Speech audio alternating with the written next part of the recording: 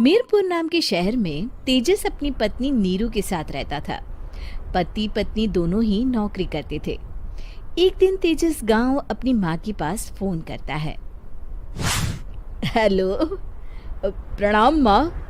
जीते रहो माँ, तुम दादी बनने वाली हो हैं?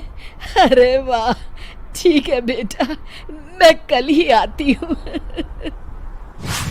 जब माँ जी शहर पहुंची तो बेटे बहू ने बहुत अच्छे से स्वागत किया।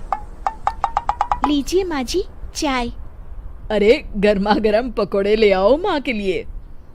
नीरू रसोई में गई और 2 मिनट में ही पकोड़े ले आई। जी ये लीजिए। बहू, जादू से बनाए हैं क्या? अभी तो रसोई में गई थी। यम्मी। माँ जी, शीला रसोई में पकोड़े तल रही है, मैं बस लेकर आई। हे भगवान, मेरा धर्म भ्रष्ट कर दिया तूने। अब तो गंगा जल से शुद्धिकरण करना होगा। दूसरे दिन, माँ जी मैंने नाश्ता बना दिया है, ऑफिस जा रही हूँ। पर अभी तो घर का सारा काम पड़ा है। शीला आती ही होगी, झाड़ू पोछा बर्तन कपड़े वो सब कर लेगी। हमारे जमाने में घर का सारा काम हम ही करते थे। जी माँ जी, आप बहुत होशियार हैं, मैं घर ऑफिस दोनों नहीं संभाल पाती। तो जरूरत क्या है घर से बाहर जाकर चाकरी करने की? वैसे भी घर का काम खुद करने से घर में बरकत आती है, समझी? पर माँ जी। पर वर कुछ नहीं, इस महीने की पगार मिले फिर ऑफिस बंद। हाँ। रात को नीरू तेजस से कहती है, सुनिए जी, माँ जी बोल रही थी कि मैं नौकरी छोड़ दूं। वैसे ठीक ही तो है, अभी तुम्हें आराम की जरूरत है। फिर भी आराम कहाँ, शीला को छुड़ाने के लिए बोल रही थी। तो अब 24 घंटे में इतना काम तो कर ही सकती हो। पर जॉब पसंद है मुझे, घर पर मन नहीं लगेगा। अगले दिन जब दोनों ऑफिस के लिए निकल रहे थे, मेरी तो कोई कीमत ही नहीं है इस घर में। माँ जी, आजकल महंगाई बहुत है, रहन सहन भी बदल गया है, दोनों नौकरी करते हैं तभी ठीक रहता है। अच्छा, तू कहना क्या चाहती है? मेरा बेटा तुझे बिठा के खिला नहीं सकता? तू ही इस घर का खर्च चला रही है, हैं? नहीं माँ जी, मेरा वो मतलब नहीं था। मतलब खूब समझती हूँ, ये बाल धूप में सफेद नहीं किए मैंने। हाँ। अब तो ये रोज का काम हो गया था। तेजस भी रोज की झिकझिक से परेशान हो गया था। एक दिन उसने कहा, नीरू, वैसे भी तुम्हें मैटरनिटी लीव मिलने वाली है, तो अभी से ही छुट्टी ले लो। पर क्या, मेरी सैलरी अच्छी खासी है। आखिर नीरू ने रिजाइन कर दिया।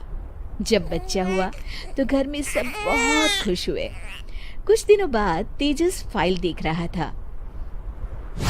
क्या हुआ तेजस, कुछ परेशान लग रहे हो? हाँ, वो हमारी जितनी सेविंग्स थी वो तो हॉस्पिटल में और छठी के फंक्शन में खत्म हो गई है नीरू।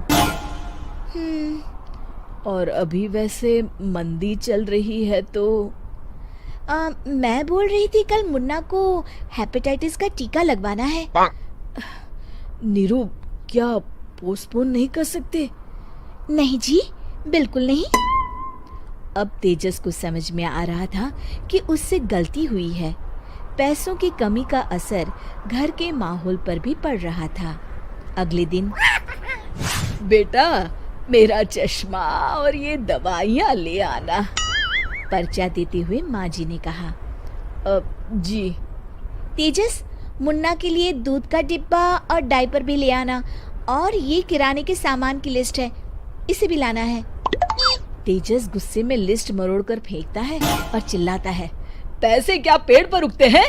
ये ले आना, वो ले आना। अरे पर ये जरूरत का सामान ही है। वो गुस्से में बिना कुछ कहे ऑफिस चला गया। अरे लंच तो ले जाइए। नीरू दौड़कर डिब्बा पकड़ाती है एक दिन खाना खाने के बाद, नीरू, अब तो मुन्ना कुछ बड़ा हो गया, तो अब तुम वापस ज्वाइन कर लो ना जॉब। पर इस रिसेशन में जॉब मिलना बहुत मुश्किल है। ट्राई तो करो। फिर मुन्ना, माँ जी है ना, और एक फुल टाइम मेड भी लगा लेंगे। पर माँ जी, उन्हें तो पसंद नहीं।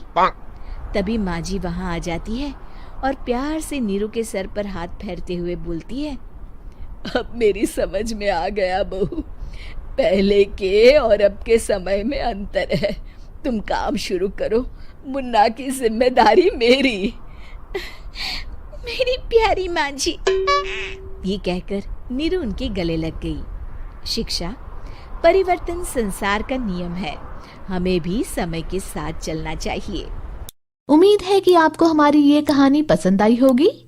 कृपया हमारे चैनल को सब्सक्राइब करें और सभी अपडेट्स के लिए बेल आइकन जरूर क्लिक करें। और हाँ, वीडियो लाइक और शेयर करना मत भूलिएगा।